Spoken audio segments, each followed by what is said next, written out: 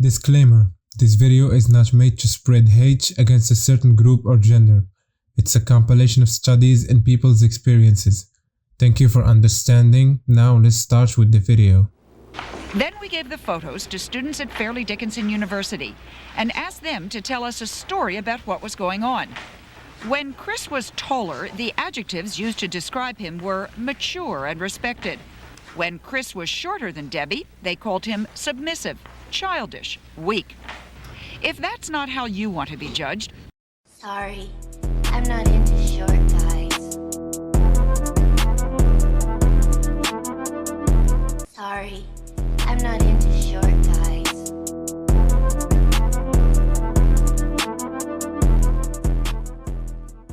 Sorry, I'm not into short guys.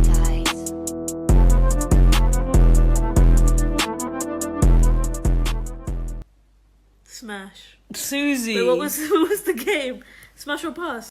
Height discrimination, also known as heightism, is prejudice or discrimination against individuals based on height. In principle, it refers to discriminatory treatment against individuals whose height is not within the normal acceptable range of height in a population. Various studies have shown it to be the cause of bullying, commonly manifested as unconscious microaggressions. Thank you for the definition, Wikipedia. Height discrimination isn't talked about or addressed as much as it should be, and it's usually an issue only men suffer from, because a short woman is perceived as cute and adorable. But if we flip the roles, a short man is perceived as less masculine and less capable and even unattractive. Being short hits you so hard because it eats away at the trait that is desirable to everyone despite of gender or age. It hits you in your masculinity. Shorter men get bullied all their lives through school, then through university. The bullying slowly eats away at their confidence and might even lead to mental illnesses, usually depression. A research report published in the American Journal of Psychiatry found a strong inverse association between height and suicide in Swedish men, which may signify the importance of childhood exposure in the etiology of adult mental disorders, or reflect stigmatization or discrimination encountered by short men in their adult lives. A record linkage study of the birth, conscription, mortality, family, and census registered data of 1,299,177 Swedish men followed from age 18 to a maximum age of 49 was performed, and it was found that a 5 cm 2 inch increase in height was associated with 9% decrease in suicide risk. This is the toll that height discrimination takes on the mental health of men. If you think that the side effects of being short end at university, you would be dead wrong. It carries over to your business or work life as well. A research paper published in the Journal of Applied Psychology showed that height is strongly related to success for men.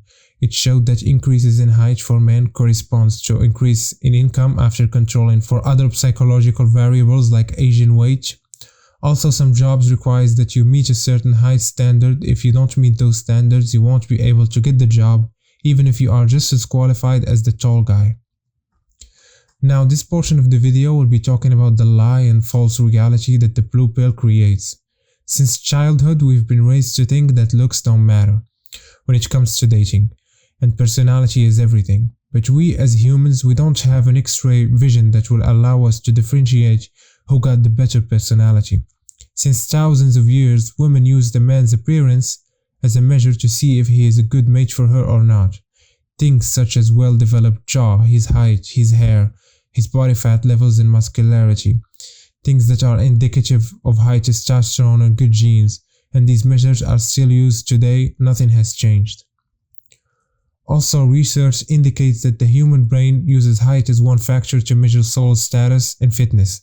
Studies have observed that infants as young as 10 months old unconsciously associates height with leadership, potential, power, strength, and intelligence.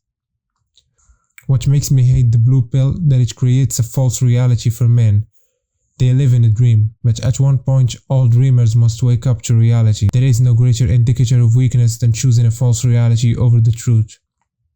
I'm gonna read you guys one article that I found online that talks about how women who are married to taller men are overall happier. Short women who date tall men have the happiest relationship, study shows.